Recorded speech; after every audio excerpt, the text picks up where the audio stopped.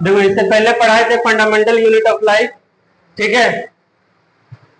अब देखो structure of the cell, इसमें क्या क्या आता है तुम्हारा सेल मेम्ब्रेन, फिर प्रोटोप्लाज्म, प्रोटोप्लाज्म में क्या क्या आता है साइटोप्लाज्म और न्यूक्लियस, ठीक है। साइटोप्लाज्म में क्या होता है साइटोजोल और सेल ऑर्गेनेल। साइटोजोल भी क्या होता है जेली लाइक फ्लूइड होता है, उसको साइटोजोल बोलते हैं।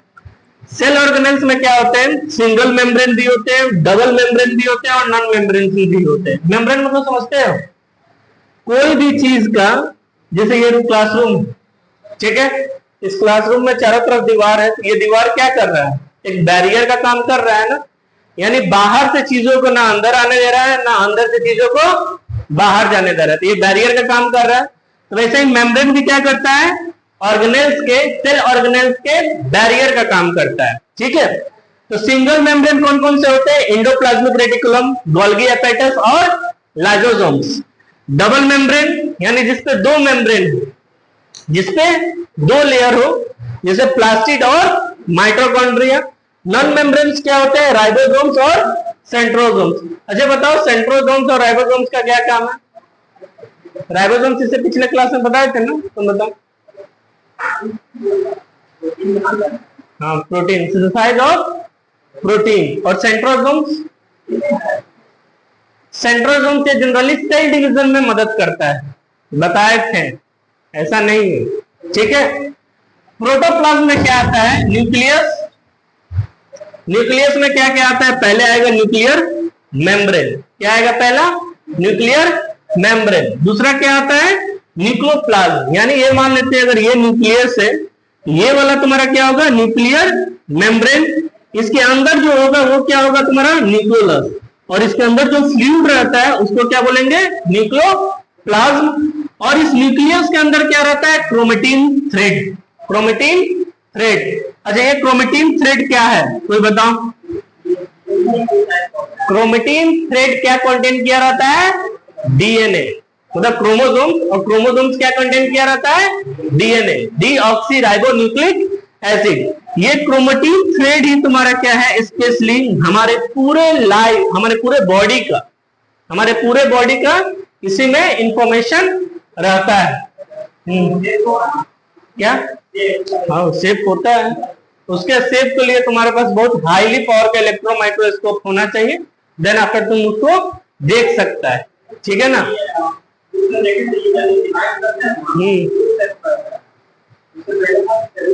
क्या क्या जो न्यूक्लियस का जो जैसा शेप रहेगा वैसे ही वो शेप रहेगा। अब देखो प्लाज्मा मेम्ब्रेन, प्लाज्मा मेम्ब्रेन क्या होता है all living cells have a plasma membrane. जितने भी लिविंग सेल्स है सारे के पास क्या होगा प्लाज्मा मेम्ब्रेन होता है, चाहे वो प्लांट सेल हो तो चाहे वो एनिमल सेल हो तो।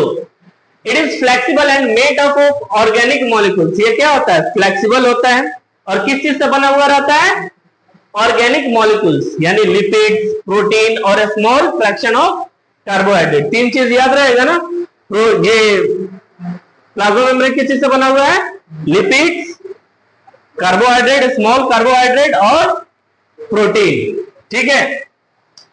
Flexibility enables the cells to engulf the food other materials। Endocytosis, endocytosis क्या होता है बोले थे ना पढ़ के आने के लिए, तुम लोगों तो बोले थे, ये तो बेचारी नहीं आई। इंडोसाइटोसिस क्या होता है जनरली इंडोसाइटोसिस करता कौन, फूड को डायरेक्ट इनगल्फ करने का कौन से सेल को जरूरत पड़ता है, डायरेक्ट इनगल्फ करता है वो अमीबा। अमीबा क्या करता है सीडोपोडियम, मान लेते हैं ये अमीबा है, ठीक है, और यहाँ पे इसका क्या है फूड है। ये क्या करेगा पहले अपने बॉडी का शेप चेंज करते करते इस फूड के पास आएगा, ठीक है, और यहाँ पे क्या बनाएगा एक वैक्यूल बनाएगा, ठीक है, और इसको डायरेक्ट अपने बॉडी के अंदर क्या कर लेगा इनगल्फ कर लेगा। तो इस प्रोसेस को ही क्या करते हैं इंडोसाइटोसिस, क्या कहते हैं इंडोसाइटोसिस। अब ये जो अंदर इनगल्फ कर लिया तो इसको पता है ना कि ये वाला मेम्ब्रेन में क्या होता है, इसके अंदर में क्या होता है साइटोप्लाज्म। वो साइटोप्लाज्म से बहुत सारे डाइजेस्टिव एंजाइम सीक्रेट होगा और इस फूड को क्या करेगा, डिकम्पोज यानी तोड़ना स्टार्ट करेगा। ठीक है, देन आफ्टर जो भी इसका न्यूट्रिएंट है वो साइटोप्लाज्म के द्वारा ही सारे क्या को कॉल करता है, amoeba. It is semi-permeable or selective permeable barrier. It allows nutrients and other essential elements to enter the cell and waste material to leave the cell. ये प्लाज्मा मेम्ब्रेन ही रिस्पॉन्सिबल होता है चीजों को अंदर लाने और चीजों को बाहर ले जाने। अब वही चीज ना अंदर लाएगा जो उसके लिए बेनिफिशियल है, जो सेल को जरूरत है, और जो चीज बाहर निकालेगा यानी उसके लिए क्या होगा, टॉक्सिक होगा या वेस्ट मटेरियल होगा। ठीक है, अगर मान लेते हैं यहीं पे है, जो यहाँ पे काम का चीज है तो यहाँ पे रखेंगे ही ना। मान लेते हैं तुम फालतू हो जाओ तो तुमको क्लास से बाहर ही ना निकालेंगे, नहीं निकालेंगे। अच्छा, ऐसा सब कुछ होता है ना। चलो चलो ठीक है, इतना याद रखना। ये क्या होता है, सिलेक्टिव परमिएबल और सिलेक्टिव बैरियर। ये बैरियर का भी काम करता है। ठीक है, यानी चीजों को ना अंदर आने देगा ना चीजों को बाहर जाने देगा, वही चीज आएगा जो उसके लिए जरूरत होगा। ठीक है, जेल वगैरह में जाओगे तो एक बैरियर लगा हुआ रहता है ना, पहले आपको पूछता है कि हाँ भाई क्या काम है, फिर अंदर से पूछेगा कि हाँ उससे मिलने का ऑर्डर है कि नहीं, देन आफ्टर उस आदमी को एंट्री करने देगा, अन्यथा नहीं करने देता है। ठीक है, it protects the internal components of the cell and give the shape of the cell. ये प्लाज्मा मेम्ब्रेन क्या करता है, पहला चीज की जो सेल ऑर्गेनेल्स है, क्योंकि देखो एक छोटा सा सेल है, उसके ऊपर एक मेम्ब्रेन है, सेल मेम्ब्रेन। सेल मेम्ब्रेन के बाद क्या आएगा, प्लाज्मा मेम्ब्रेन। उसके बाद तुम्हारा क्या है, साइटोप्लाज्म है।